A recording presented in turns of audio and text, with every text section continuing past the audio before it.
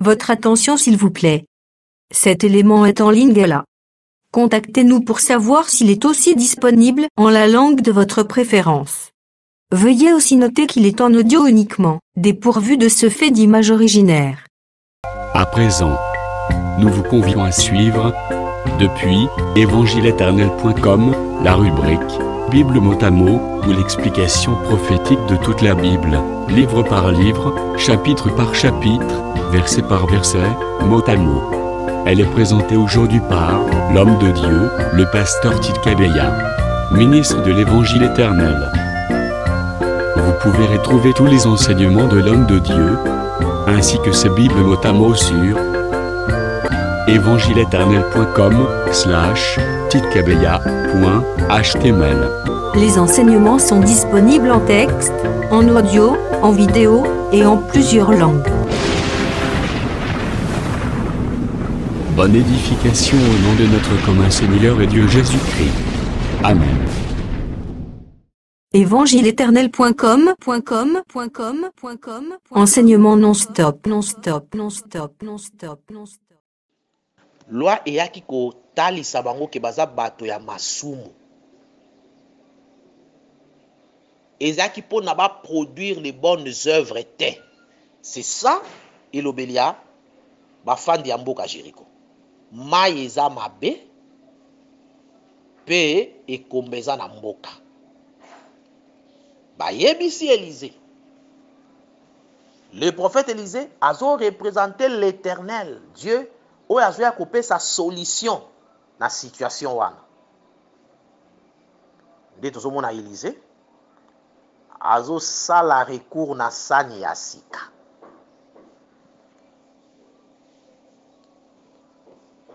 Asengi bango d'abord sani ya sika. Sani ya sika euti nde epai na bango. Ezaki pona kotalisa nini? Pona kotalisa ke moto oyo akoya kopesa solution na kati ya bato, Nzambe akosala ke abima pe na kati ya bandeko na bango. Parce que Nzambe ayebisa bango déjà que Nzambe akobimisa na kati na bino un prophète comme moi. Vous l'écouterez, pe yende akozala réponse ya ba question botunaki na Horeb. Donc Nzambe asala toujours que les frères abimi na kati ya ba frères na ye. C'est comme ça. Yango tomoni awa sani wana euti nde epa na bango meza ya sika. Ebimi epa na bango me ya sika. Tangu sani ye ya sika, Élisée il faut atia yango mungwa. Sani ye ya sika na mungwa. Plutôt sani ya sika na elingi kotalisa nini? Tozala na écriture ya sani elobelaka nini dans la Bible. Tokotanga écriture na Luc, toujours par la grâce de Dieu. Et si quand on colle dans ko reprocher ba pharisiens,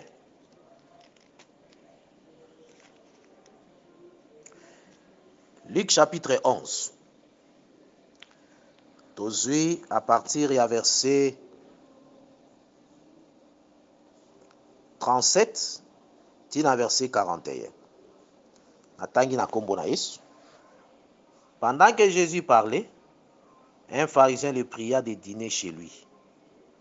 Il entra et se mit à table. Le pharisien vit avec étonnement qu'il ne s'était pas lavé les mains avant le repas.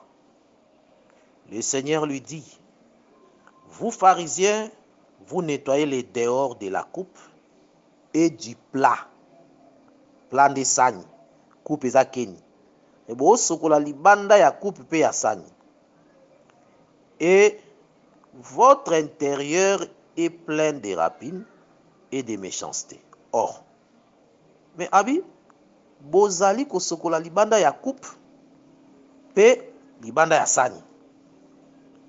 Mais au lieu de mais bozotika sani ya sani kati ya sani mabe, yabi votre intérieur. Donc, il interprète déjà que la coupe et les plats oyo alingi koloba eza sani oyo toza nango na cuisine na biso na ndako te. Alingi nde eza kotalisa comment est-ce que la coupe et les plats eza nde bango bafarisien. Ayi bozo bisokola libanda, c'est-à-dire bozali kobongisa apparence ya extérieur, mais kati na bino ezali mabe. Donc atalisi que azui elobeli ya kotalisa ke baza lokola sani, bozo sokola sani. Nzoka nde bato wazo bana bango nde bango wana sani wana pe coupe wana. A continuer pour expliquer qu'il y a des sanité, mais il y a des bango. Insensé, celui qui a fait le dehors, n'a-t-il pas fait aussi le dedans? Donc, awa déjà écriture il a saké, nzambe atalaka na libanda na kati. Contrairement à ndenge bato mabele balobaka, bato bazangi liteya nde balobaka nzambe atalaka motema atalaka libanda te. Déjà Jésus atalisi na verset 40, la Luc 11.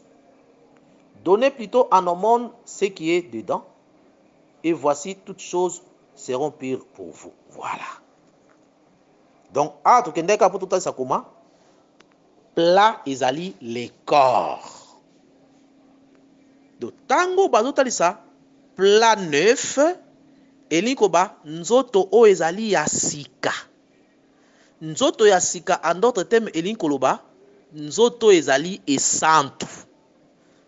Parce que le seul corps au ebotamaki saint, selon l'écriture, il y a Luc chapitre 1, ezaka le corps de Jésus.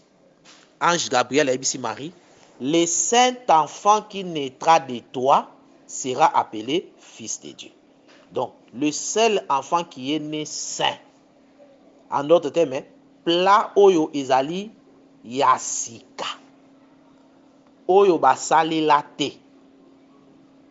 Nde Yesu. Maintenant, plat wana batie yango mungwa. Izana mungwa. Mungwa elobelaka nini?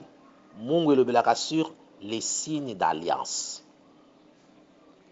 Tokozwa yango na Lévitique. Lévitique chapitre 2. Totangi le verset 13 na kombo na Jésus Christo. Tu mettras du sel sur toutes tes offrandes. Tu ne laisseras point ton offrande manquer du sel, signe de l'alliance de ton Dieu. Sur toutes tes offrandes, tu mettras du sel. Voilà. Donc, premièrement, baza otalisa biso mungwa, baza otana offrande nyonso baza koyana yango. Babi, le sel ezali signe d'alliance. Nzambe alimboli moko déjà dans Lévitique 2:13 awa. Bazo talisa aussi le sel ezarape moto. Dans le livre ya Marc. Seigneur azolo belango pe lisusu. Marc chapitre 9. Tozui le verset 48 na 49, même ti na 50. Donc on de voir même na 51, totangi na kombo na Yesu. Dans verset 49 ti na 51, il y a Marc chapitre 9.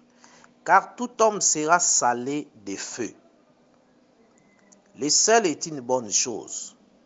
Mais si le sel devient sans saveur, à quoi l'assaisonnerez-vous? Ayez du sel en vous-même et soyez en paix les uns avec les autres. Le verset 49, le Seigneur azotalisa mungwa abaloko la moto.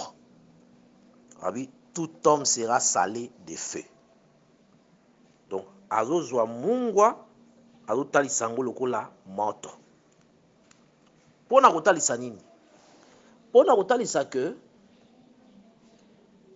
les sels, tozwika na ba des écritures oyo, mais mungwa pe etalisaka signe ya improductivité ou improductive. Donc soki bazwi esika babwakeli yango mungwa,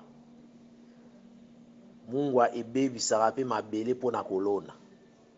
Mungwa mpe ezalaka na mosala ya kobatela eloko epola te. Mungwa eza na baspect ebele dans les écritures saintes. Ezwaka mpe rôle ya incorruptibilité. Ozomona.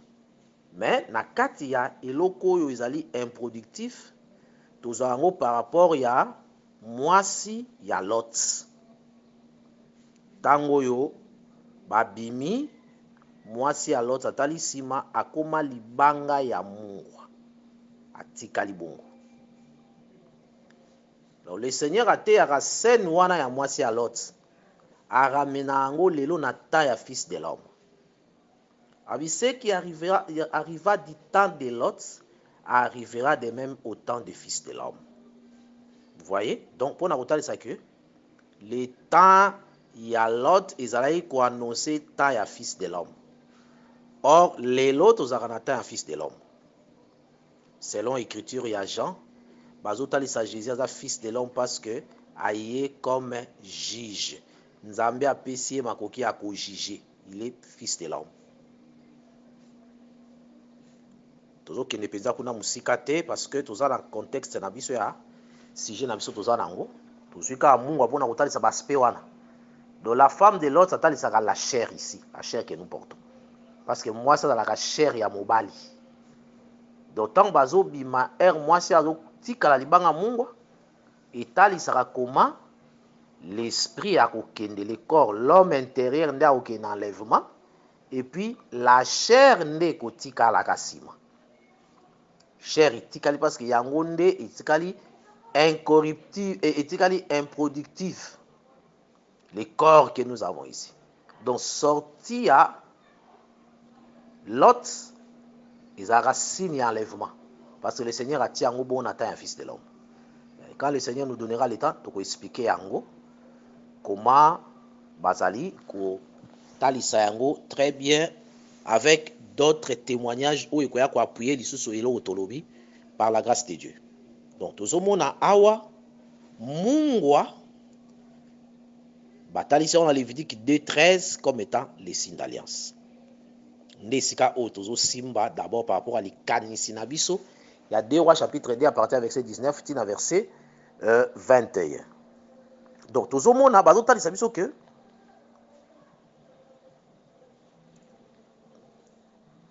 batalisi biso comment est-ce que sani ya sika eye na mungwa nde tozotalisa ke sani ya sika wana eza kolobela nde mutu ya sika. Mutu ya sika iloba mutu oyo akomi aza pure. Donc tango Élisée azali kobenga sani ya sika kosenga baya nango atie mungwa ezalaki kotalisa le corps de Jésus. C'était tout un plat neuf oyo esengelaki eya na mungwa na kati na yango. Mungwa wana nde le signe d'alliance. C'est-à-dire que le corps de Jésus eyaki na alliance moko. Cette alliance azalaki na mosala ya nini? Mosala ya kobongisa mai. Et au moment na Yesu tango afandi na bayekoli na Matthieu chapitre 26 na mesa azwi coupe abi oyo ezali makila ya boyokani na ngai. Ozomona. Donc le sang de l'alliance ezali na kati ya corps ya Jésus. Donc le Seigneur aotasaki na kati ya corps na ye ayaki na alliance moko. Mais na Matthieu 26 apresentaki yango lokola makila. Mais tozotalisa ke eza pe lokola mungwa parce que babengi pe mungwa alliance. Donc nzoto na ye eyaki na mungwa na boyokani moko. Boyokani wana nde kosala musala ya kubongisa mai. Et c'est pourquoi mutu a trouvé solution nani? Élisée. C'est-à-dire que la solution pour na mai ebonga na mboka moto esengaki apesa solution ezalaki nzambe ye moko, me nzambe akose servir na corps oyo ya Yesu, epi corps wana ekoya na boyokani, boyokani oyo ekoya mpona kosala nini? Koassainir les eaux. Totalisi les eaux comme étant la loi, ekoya kobongisa mobeko. Mais tomoni eloko moko esalami eza ke Eliza abwaki yango kaka na mai boye te. Eliza akei ti na source, esika liwa ezobandela nde esika ake kotia mungwa. Eloko wana ebandaki kotalisa nini? Ezotalisa ke la solution oyo nzambe akoya kopesa mpona koôter la mort, la stérilité, solution wana akorepare kobanda na source esika oyo liwa eutaki. Or acte wana ezali kotalisa koma nzambe akoya kobongisa situation esalamaka na jardin d'Éden. Parce que c'est là où la mort a commencé. Donc quand le Seigneur ayaki pour réparer situation à jardin, yango komona na jardin batiaki ba chérubin bakangaki nzela arbre de vie po vie epesama te, soko olingi okota fo kufa. Et le Seigneur nde andimaki koréparer, kopase l'épée de chérubin akufa po ete bato bazonga na chemin ya arbre de vie, bazwa vie éternelle. Yango tozotalisa ke nzambe ye moko nde aye koexplike eloko wana, aye kobongisa mai, aye kobongisa mobeko. Yango totalisa ke lelo la loi doit être interprétée. Donc ndenge nzambe atia mobeko pour que bato bazwa bomoi, il faut balimbola mobeko wana, kotia yango mungwa. Alliance ozo yango ezali ya kobongisa mai, ezali so alliance te ya kotika mai ebeba bato bakufa te. Etango assainir mai, alobi liwa ekozala lisusu te, c'est que mungwa wana ekopesa victoire sur la mort. Et eloko epesaka victoire sur la mort eza nini? Totanga écriture moko ndenge notre frère Paul aza koyebisa biso. 2 Timothée chapitre 1, tozwi verset 8e tina verset 11e. Je lis au nom de Jésus. N'ayez donc point honte du témoignage à rendre à notre Seigneur, ni de moi son prisonnier, mais souffre avec moi pour l'évangile par la puissance de Dieu, qui nous a sauvés et nous a adressé une sainte convocation, non à cause de nos œuvres, mais selon son propre dessein et selon la grâce qui nous a été donnée en Jésus-Christ avant les temps éternels. Verset 10. Et qui a été maintenant manifesté maintenant par l'apparition de notre Sauveur Jésus-Christ, qui a détruit la mort et a mis en évidence la vie et l'immortalité par l'évangile. C'est pour cet évangile que j'ai été établi prédicateur et apôtre, chargé d'instruire le païen. Voilà. Tant Nzambe a détruire la mort, a zui vie, a luki esika ya kotia vie, babi a zui vie pena immortalité, ati yango na kati ya évangile. Évangile wande yango Paul aza défenseur nango. Motei aza motei ya évangile oyo ezokomisa bato immortel, eza kopesa bato victoire sur la mort. Yango totalisaka déjà que Paul bateya l'évangile éternel, parce que Nzambe azwi immortalité, azwi na vie, ati yango na évangile, alongi nanu la mort. Alongi yango comment? Par Jésus. Dieu Nzambe alongi la mort. Donc na nzela ya sani wana ya sika nde Nzambe atie mungwa, le prophète atie mungwa na kati akei ko réparer na source. Pe tango a réparer lobi elobi Nzambe liwa ekozala lisusu te, c'est que mungwa wana elongi la mort. Abi pe ke ekombe kozala lisusu te. Yango tozotalisa lelo liteya oyo toza nango ezali kokriye na kati na biso koyebisa biso produisez donc les fruits dignes de la repentance. Le Seigneur azoloba boye na Matthieu chapitre 22 ya parabole ba vigneron oyo babomaki l'héritier.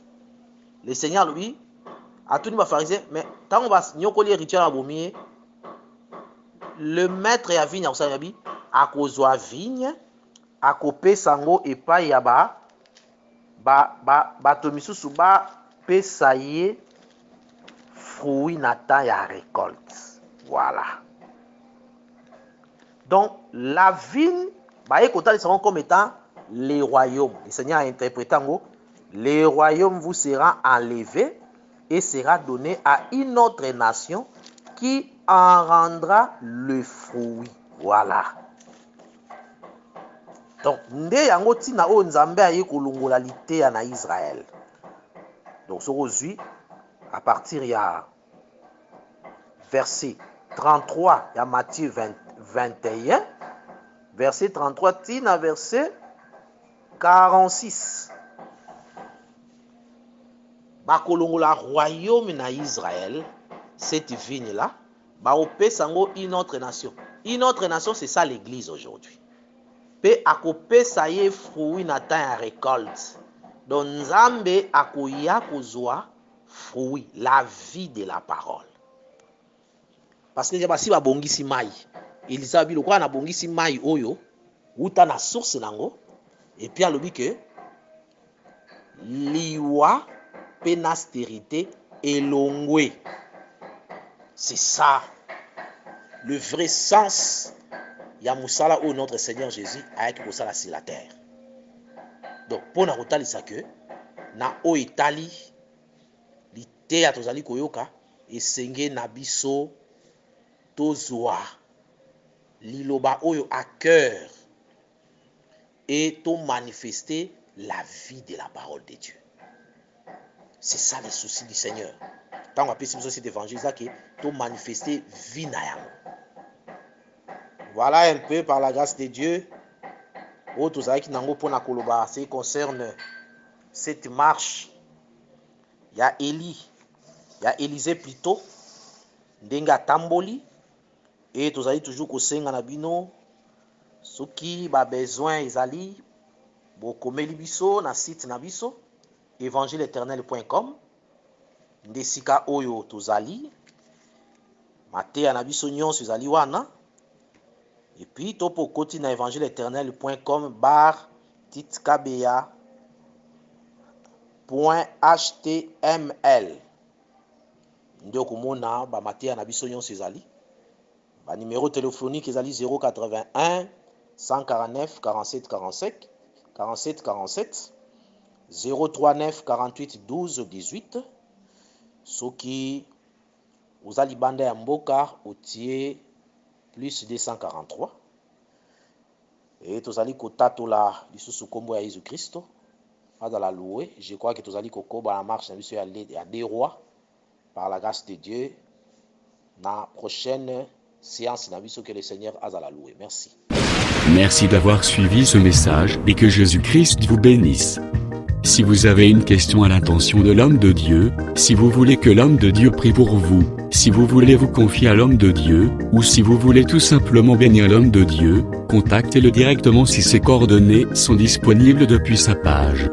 Sinon, contactez-nous et nous lui transmettrons vos préoccupations. N'oubliez pas de faire un tour à notre page évangélisation pour voir en quoi vous pouvez vous rendre utile à Christ par cette œuvre. Que Dieu vous bénisse tous. Amen. ChristKelity.com. Les cieux en un clic de la souris. Evangileeternel.com Le signe de l'évangile éternel. Christ Equality Fondation, équilibrer la manne ramassée dans le désert de sorte que chacun ait un maire.